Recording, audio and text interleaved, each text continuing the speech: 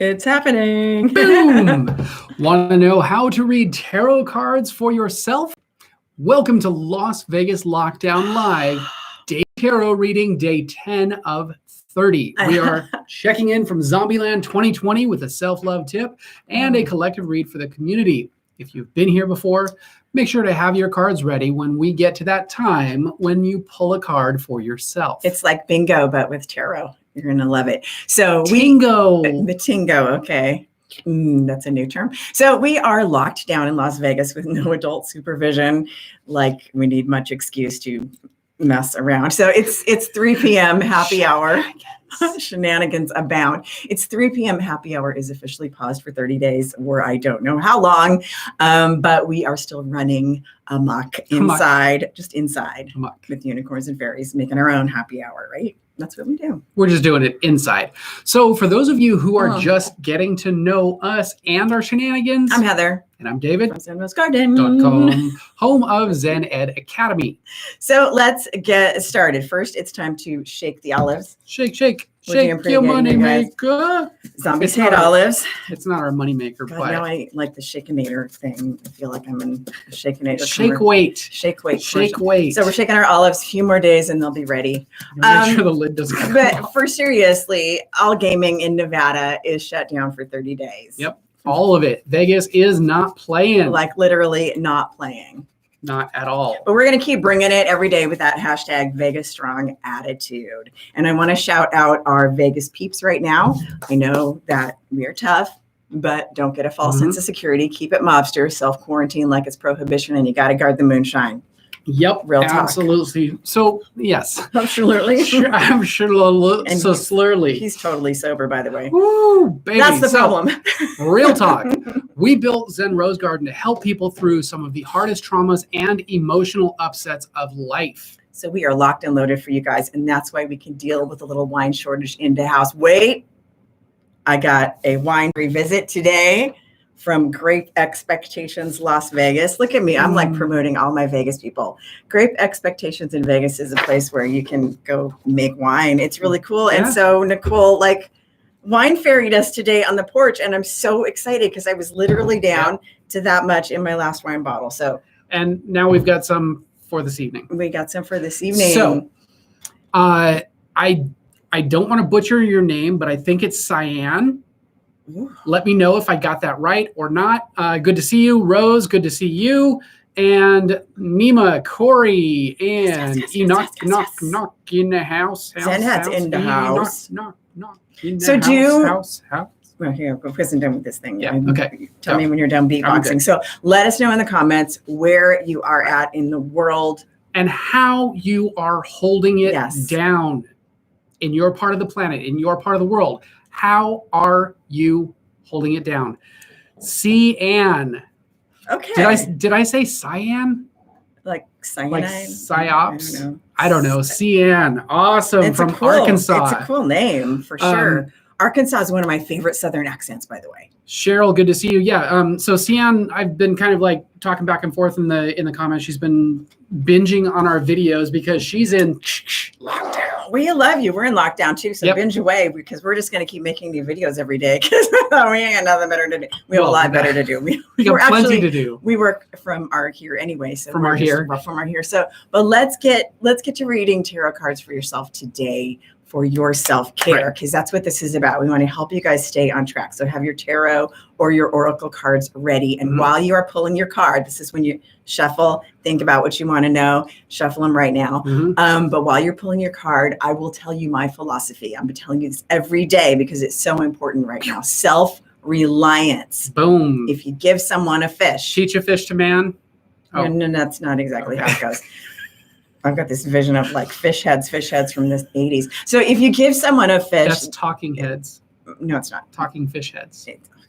See, he just like bogarted my whole speech. So if you give someone a fish, they will always be asking you to buy them sushi. But if you teach a person to fish, you will always have friends who know how to make sushi and your dinners will be way bougier. So absolutely. Remember that wise word. Hashtag ZRG Tarot Party. Nima. That's what it is. That is what it is. So all right. So time to take up Which tarot card fits your day today? If you've got your cards, drop it now. Pull it out, shuffle it, do the thing, drop it in the comments. If you don't, pick one out of the imaginary tarot deck in your head and drop that in the comments.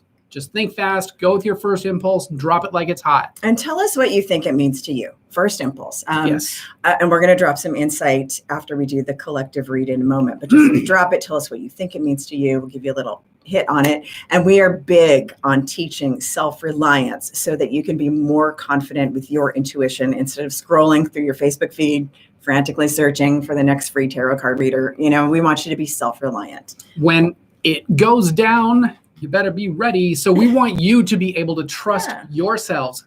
I said it, just to be clear. There was no swearing yet. We want you to be able to trust yourselves and to use your cards as a way to calm down, chill out, and center yourself. That was my centering motion. And Cheryl says, yo, love from Philly. And the struggle is real out here. No pirates booty in the stores anywhere. The children are about to riot. Wait, is it the 80s? We ordered stuff. Naya, good to see you. Naya, Corey nice says, LMAO, ancient wisdom, Heather style.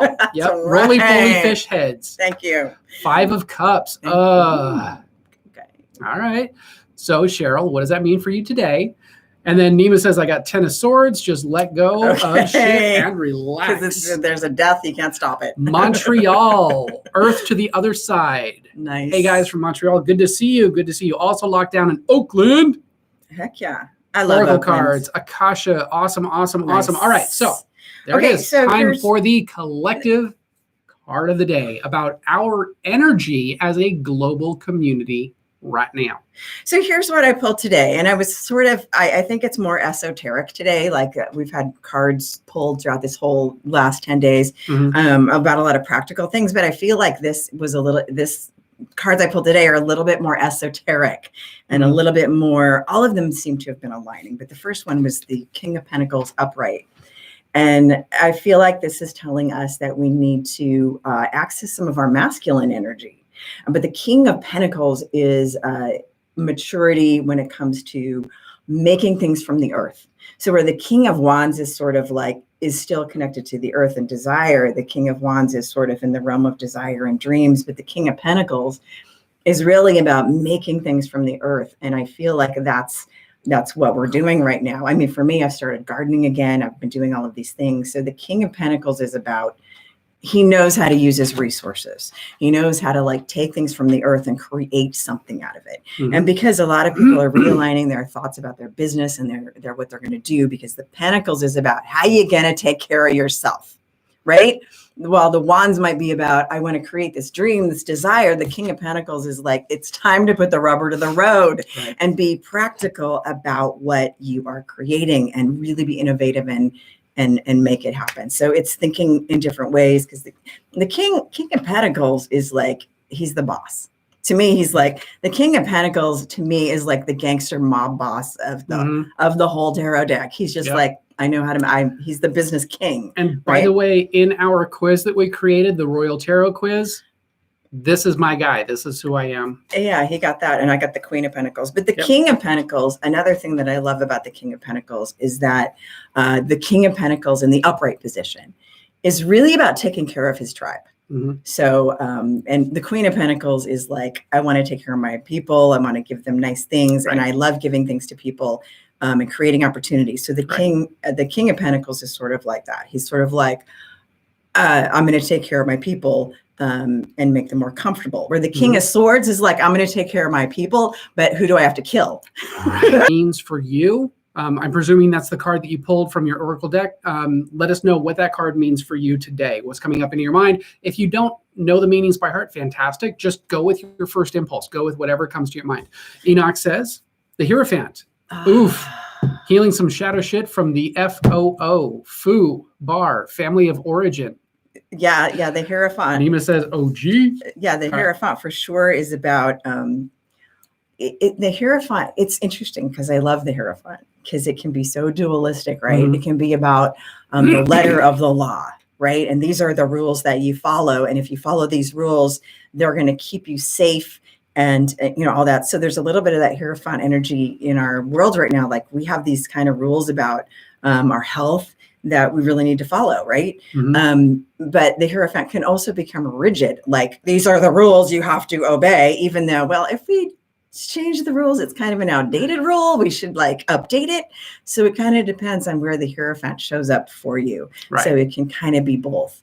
And for him, it's healing family origin, healing those root issues. I think for you, absolutely. Yeah. And Cian says, the card says, your guidance is divinely guided. I'm not going to call out your cards, but I'm kind of thinking that's a cop-out. To me, it just, your guidance is divinely guided. Well, no, I think that's, explain a little bit more. Well, that's what the card says. That's what it says on the card. That's why I'm like, says. It wasn't her intuition on it. It was the card. So what does that trigger for you? What does that bring up for you? What does that inspire in you? When you see those words, when you see that card, when you see the picture of the card, whatever it is, what comes up in your mind aside from what it says on the card? Yeah, from your heart and your intuition. Because that's also how we are, when we start reading cards, one of the first ways that we start to read cards is intuitively, based on whatever comes in. And intuitive card reading, by the way, we'll get into the clarifying card in a minute, but intuitive card reading, by the way, is a way for you to use any kind of card, whether it's a playing card, whether it is an oracle deck, whether it is a tarot card, whether it is any card across sugar packets, I don't care what it is. And we've got a funny story on that one later. So what happens is it becomes a tool for you to access your own intuition using a tool or a prop or something that triggers that part inside of you that already knows what you need, what you're going through, the best insight for you in that moment. And that's why we've got so many things that come up in life that seem like they are divinely guided. But it's also that part yes, it's probably divinely guided, but it's also that part inside of your subconscious mind that works at 400 billion bits per second, processing all of the information that your conscious mind cannot process that rapidly. So there you go. Sugar packets. It was. One time we were talking about. We were playing around with tarot cards concept. No, we were at IHOP. Yes. And I was like, I can read you from these tarot, from these different sugar packets. Cause how they have the little sugar packets like equal and what all they do. And so I had him shuffle 3 sugar packets and I did a past, present, future read with the 3 sugar packets. And I'm like, he's like, that's really cool. I'm like, you can really read from almost anything. Yeah. There's flower readings and Native American rock readings and so many things. The tarot has a really specific story to it. But when you first start learning tarot, you really are learning intuitively. Yes. But once you learn the deep, deep meanings of the cards, boom, it expands like crazy. And I find that most people kind of stop at the intuitive level and don't get farther. But so let's look wiggy, witty, windy, whack.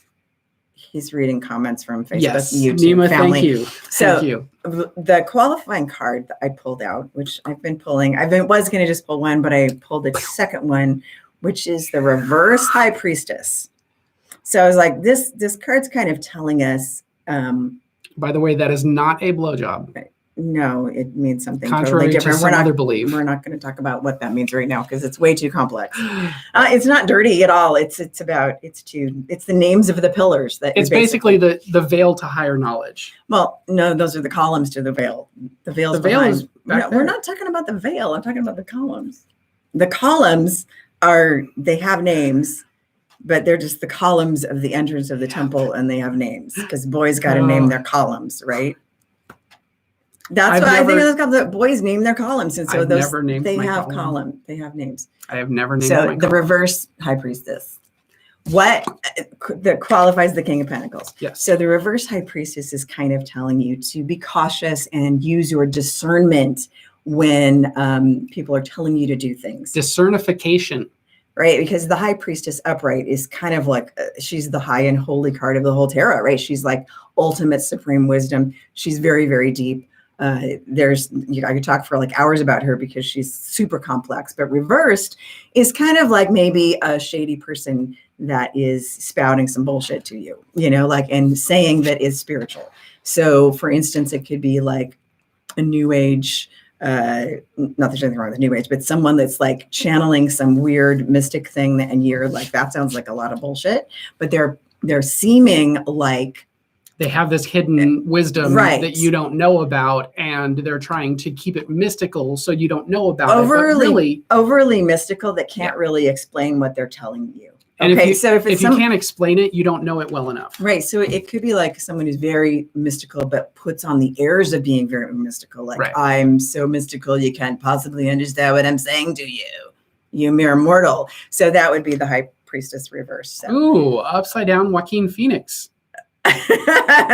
Oh yeah. Okay. I got you.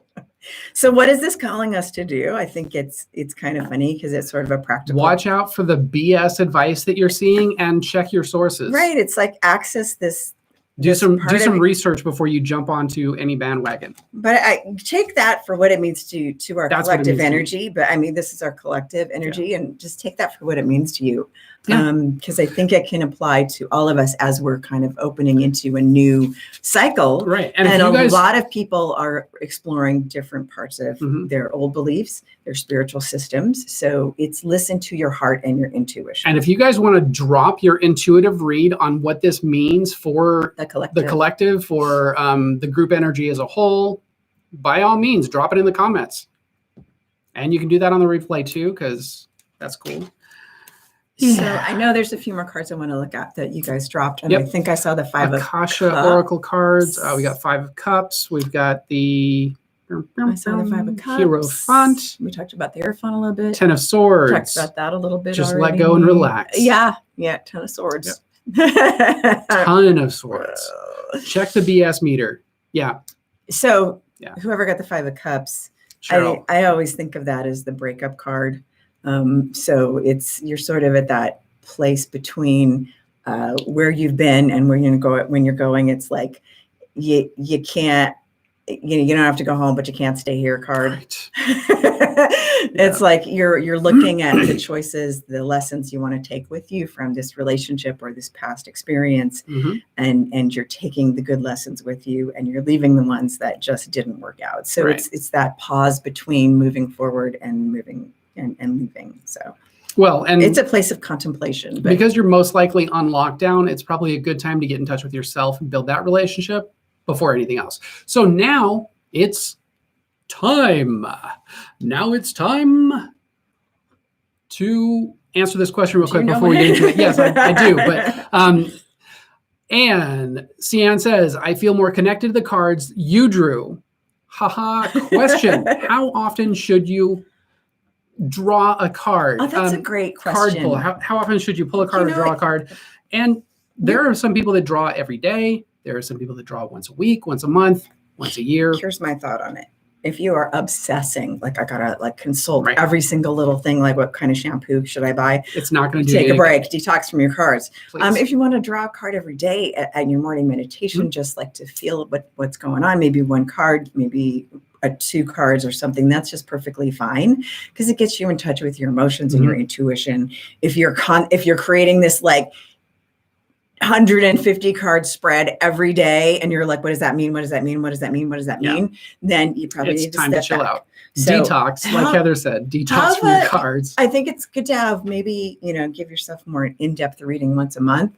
But I think once you start doing people that psychic hop, right? They go to tarot card reader and they end up getting they get the same messages and spend a bunch of money.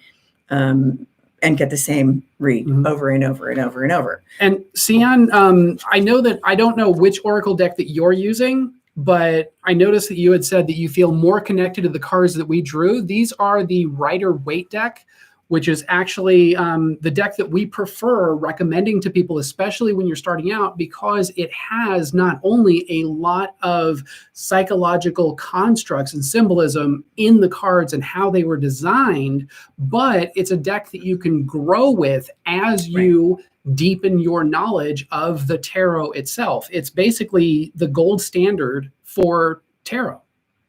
Yeah, and there's a lot of great tarot decks out there. But when we teach our tarot, we're teaching right now, but in our tarot courses, we use the Rider-Waite, but we also show examples from other decks so that you can kind of understand all the decks at once. Because you shouldn't be learning deck after deck after deck. There's a standard basis. Learn the foundation, tarot, and then you can branch out and pretty much read at anything. Yes. Once you know the foundation, 150 cards, how many decks is that? There are seriously some French spreads that use ridiculous amounts of cards. And there's another technique where you blend different decks. And we've used that. We've actually used that before. There's a lot of fun things that we can do. And when those of you that are in Zen Ed Academy, when we get to the advanced courses, we're going to show you some of those spreads. But there are some French readers that just go classic off. French readers that will do these spreads that go over a whole room. And it's sort of ridiculous because you can possibly remember your reading. Right. So now it's time for the self-care tip of the day. This is something easy to do right now that will lower stress, anxiety, and depression. So you may be surprised. I'm trying to give you simple things this 30 days because we tend to ignore the simple, beautiful things that we could be doing for ourselves. So faith, hope, and optimism. Faith,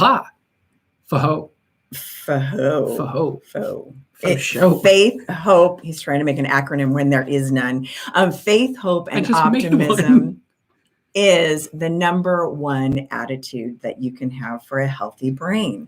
It is the number one thing that will make you feel better. So I'm talking about the belief that a positive future is coming and the ability to trust that belief in the face of adversity. It's not as easy sometimes as we profess in our talk the talk spirituality. We got to walk the walk. Some of you already know this, right? No matter what choices we make in life, we can never know for sure if we have made the right decision until it plays out. And even then things can change, right? But living in a dark room of doubt, as far as your brain is concerned, is a very precarious mental state. It creates stagnation, which means that you're not moving thoughts in your mind and you end up ruminating and recirculating on different thoughts that are probably not healthy for you, or just energy, or just electrical impulses in your brain. Whatever it is, you're not doing anything to make your brain grow. You're actually doing things to make your brain stagnate and start to decay because there's no new stuff flowing in. So maintain the faith, the hope, and the optimism. Well, fear and doubt literally spurt toxic stuff into your frontal lobe. So yes, actually dangerous neurotoxins get released inside of your brain when you're in doubt and insecurity and all of those negative thought patterns. So Cheryl says, talking about the read of the cards that we pulled, for the group, she says, I think it means we should collectively be working to raise the consciousness of the muggles and finding a way to create abundance through it. That's beautiful, because that brings another aspect to the reverse high priestess, which is like, how many muggles look at the stuff we do as just wackadoodle, right? Because some of us honestly come off like that. Right. And then Naya, I wanted to talk about this before we move on. Naya says, if possible, how can you tell if someone has had many readings on the same topic? You're not really going to be able to tell until they start having their reading. And most of the time they're going to, especially if they're addicted to readings and they're coming to you for a reading and they kind of are dismissive of the things that you're saying, or they know it all, or they tend to just kind of like nod and nod and nod and nod and then go off and do their own thing anyway. Here's what my take on those kinds of, if I'm feeling what you're saying, Naya, is that a lot of people think of tarot as a fortune-telling tool. Right. And a lot of people use it as a fortune-telling tool. That's not the purpose of tarot. So, so you can kind of tell when someone's coming for a reading where they're wanting you to tell, you can definitely sense things that are happening in the future, but it's like, what are the possibilities and intuitive possibilities that are going to happen? But if they're expecting you to be the magic 8-ball, like, tell me what to do. You as a reader don't want responsibility for their choices. You can give them this and this are your possibilities. This is where your energy is contributing to this. And then now you run with it, whichever way you want to run. But I'm not responsible for you stay with that toxic partner or not. But what you will also notice is that when you do plenty of readings over time or plenty of sessions over time, you're going to notice patterns develop, and you're going to notice difficult clients or difficult people that you read for, and you're going to notice those signs way before they even get a reading. They may call you up and you're like, yeah, I know what you're coming in for, just in the question they might be posing, how they're posing it, and how they phrase the things that they're talking about. There are some really hot topic things that were just like, yeah, that's a red flag. I'm not going to do that. Like I've my got to say no. ex-boyfriend has a new girlfriend. How can I get him back? Can you make him love me again? I mean, just is he still thinking about me? Just run like hell from those clients. If they're clients that want to self-improve, if they want to like really honestly look at, how can I improve myself? Then you can get some stuff done. And you're going to notice those patterns too, for those people who are really there to kind of do some self-work. Well, and you've got certain types of readers that fit certain types of clients. Yeah. So it depends on what kind of reader you want to be. Right. You know what I mean? Right. So getting back to the faith, hope, and optimism, and making those mistakes in life, or what we believe to be maybe mistakes or uncertainties, we can make educated choices and intuitive choices. And on one hand, that is what the true study of tarot is about. It's not, like Heather was talking about, the fortune-telling version that we see some people relying on.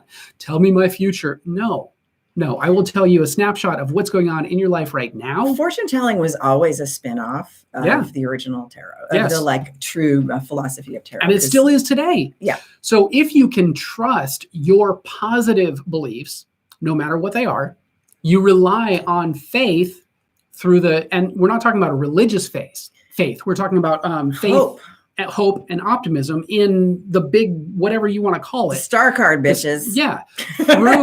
Rely on that faith through the unknown that you're going to get through it. And that can get you through wherever you happen to be right now. So positive thinking, I like, how I love throwing the science stuff at you. Positive thinking. Blinding me with science. Yeah, you're Thomas Dolby. So positive thinking boosts your immune system. It improves your coping skills in times of hardship, right? Like now. And it reduces cortisol, which is a chemical that makes us freak out and feel the stress. It's the stress maker chemical. So doubt releases cortisol. Positive thinking reduces cortisol. Boom. Boom, boom. Science and there shit. It is. So if you feel the stress, you're probably stressed. If you don't feel the stress, you're probably still stressed right now. Okay. And also, if you don't know, is optimists show stimulation in the same parts of the brain that are activated by meditation, and in general have longer lifespans than pessimists. That's right. It's actually optimism. They did a 40-year study on that, and they found that the optimists were still alive, and a lot of the pessimists had died. I think it was like Dartmouth or one of the colleges did a study on that. But seriously, shortcut, if you don't have time to be meditating all the time, positive thinking, positive attitude stimulates the same part of the brain. So be positive in your car on your way to work, when you go back to work. And if you just make one shift that you're having an issue with mentally, one shift to whatever those thought patterns are, and continue making one shift a day. In 365 days, you will have shifted 365 different patterns inside of your mind. That's pretty impressive. I'm just saying. Doesn't have to be difficult. All right. Depends on the size of the deck, says Cheryl. Was kind of what I was looking for. Of course you were. That's why I love you so much. Silly rabbit. So, any other cards you guys dropped while we were chatting Cian says, dang, truth bomb right there. Hashtag truth bomb. All right. So I want to stress to you. Well, I want to show you the card I pulled for myself. I like to pull cards for myself from my Day of the Dead deck, because it's really Latin and cool. And this is Jose the ferryman, like Mexican cab driver. But anyway, this is the 6. I pulled the 6 of Swords for myself today, which I love this card. It's called the Ferryman card, and it's about it's one of the really good swords cards that I like. It's talking about swords, but he's got a wand. Well, no, that's his little ferryman. I know. He's rowing. Which is a wand. Well, the ferryman card comes to you when I mean, I like all the cards, Right. but the swords, the Six of Swords is kind of like you're helping people across a river. The ferryman is ferrying people to a safer place, away from a place of danger. Or for me, I took it as I have something to give right now, and that is some positive tips for you guys, hanging out with you guys. So it's about giving something that is not hard for you to give. It's like give it, contribute. So the ferryman is not. This is his thing. He's like rowing the boat, right? But the people in the boat are having a hard time. Squirrel. So I don't know. It was kind of a happy message for me today. So swords aren't always happy messages, but right. So today it happened to be. So do take time for your spiritual practice. So we're going to remind you every day. You can make it through this crisis with your mental health and your immune system boosted as much as possible, and that's our goal. Yep. So we want to take a quick moment to tell you about our online community where our Zen heads hang out and where we, as of a couple of years ago, teach all of our courses.